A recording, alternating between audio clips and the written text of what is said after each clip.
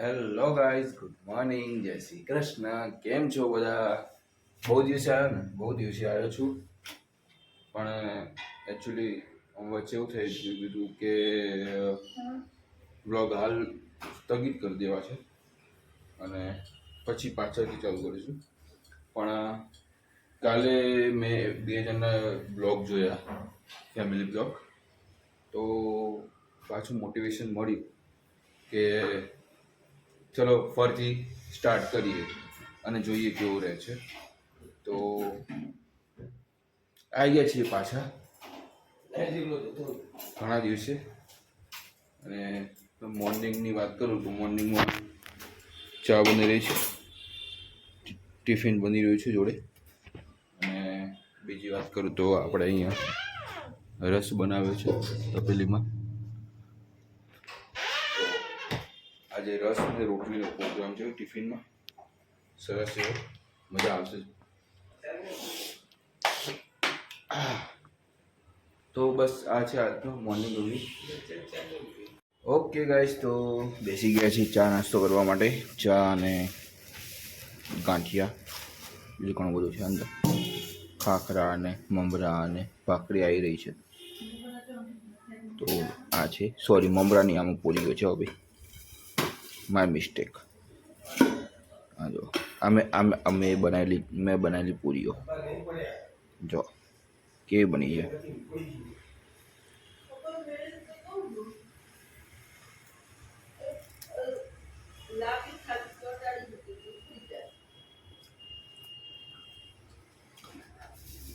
So guys, તો હવે આપણે અહીંયા ચા નાસ્તો કરીને દીવાબત્તી કરવા બેસી ગયા છીએ. ભગવાનની પૂજા, આરતી, સેવા ચાલુ કરીએ.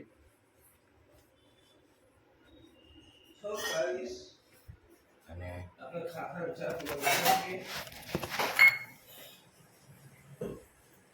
ચલો ગાઈઝ.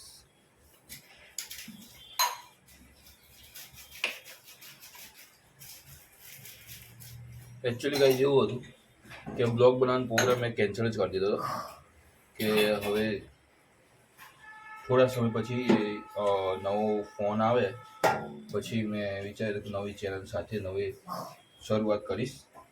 પણ કાલે અચાનક એવું થયું કે નામ દઈ દઉં કે વિજય ઝાલા અને જેના હું બ્લોગ જોતો હોઉં છું, દીપક માણસ, આ બેના બ્લોગ જોયા. તો એ છેલ્લા ચાર વર્ષથી કન્ટિન્યુઅસ કરી રહ્યા છે. તો એમને જોઈને મને થોડું એવું થયું કે ના, મારે છોડવું ના જોઈએ. જે બી છે છોડવું ના જોઈએ અને કન્ટિન્યુઅસ કરવું જોઈએ. એનાથી જ આપણે રિધમ બનશે. એટલા માટે મેં પાછું રનિંગ ચાલુ કર્યું આજથી. તો બસ ભગવાનની પ્રાર્થના કરીને સ્ટાર્ટ કરીએ અને જોઈએ કેવું રહે છે.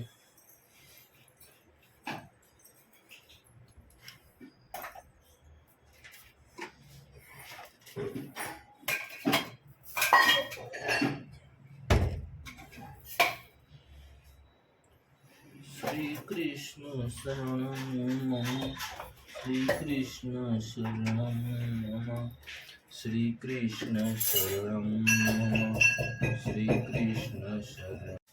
તો મહેશભાઈ તૈયાર છે.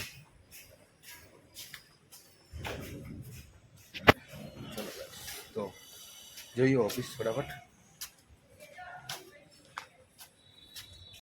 ઓકે ગાઈસ, તો ફાઇનલી પહોંચી ગયા ઓફિસ. ડ્રેસ ઉતારીને જતા રહે છે. આ છે અમારું બજરંગમલ અને આ છે અમારી ઓફિસ ટોપ ફ્લોર ઉપર. આ બિલ્ડિંગ છે ને ટોપ ફ્લોર ઉપર અમારી ઓફિસ છે. મજા આવે છે જોવા. ઓકે ગાઈસ, તો પહોંચી ગયો ઓફિસે. છે વોશરૂમ.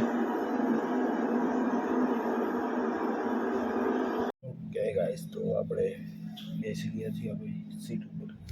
આપણું ડેસ્ક ચાલુ કરી લેવું છે.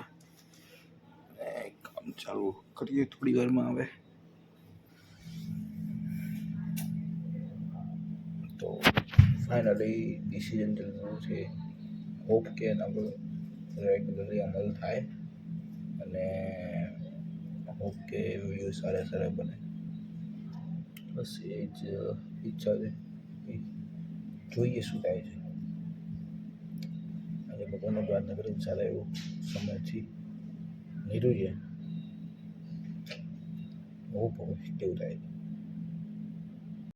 ઓકે ગાઈસ, તો ઓફિસથી નીકળી ચૂક્યા છીએ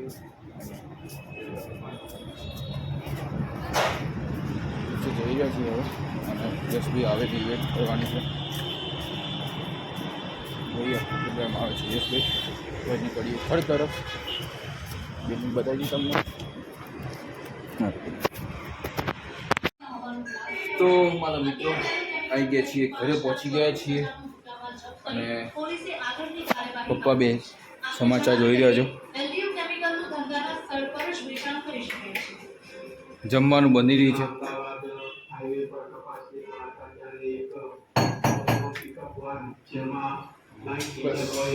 આ સિચ્યુએશન છે. બાકી તમને કહું કે બ્લોગમાં ચમ વાકાશું આવે તો ઘણા બધાએ કીધું કે ભાઈ કેમ બ્લોગ બંધ કરી દીધા, બ્લોગ બંધ કરી દીધા. એ બી હતું, અને કાલ પેલા લોકોના બ્લોગ બી જોયા, તો ઈચ્છા થઈ છે કે ચલો એક ટ્રાય કરી લઈએ કેવું રહે છે. એના માટે ફરીથી એક વખત શરૂ કર્યું. ફરી પાછા ઓલમોસ્ટ 23 દિવસ થઈ ગયા. મેં લાસ્ટ વિડીયો મેં જોયો રામનવમીનો જે મૂકેલો, એનો 23 દિવસ થઈ ગયા, અને કાલ આ બ્લોગ આવશે એટલે ઓલમોસ્ટ 24 દિવસ પૂરા થઈ ગયા છે. તો આ સિચ્યુએશન હતી, એટલા માટે હવે પાછું રનિંગ આપણે ચાલુ કરીએ, અને જોઈએ તો રિસ્પોન્સ રહે છે. ટ્રાય કરીએ તો બહુ સારું છે. ઠીક છે, જોઈએ. ગાઈસ, તો અમારી હિરેનભાઈ જોડે આવી ગયા છીએ થોડા દિવસ માટે.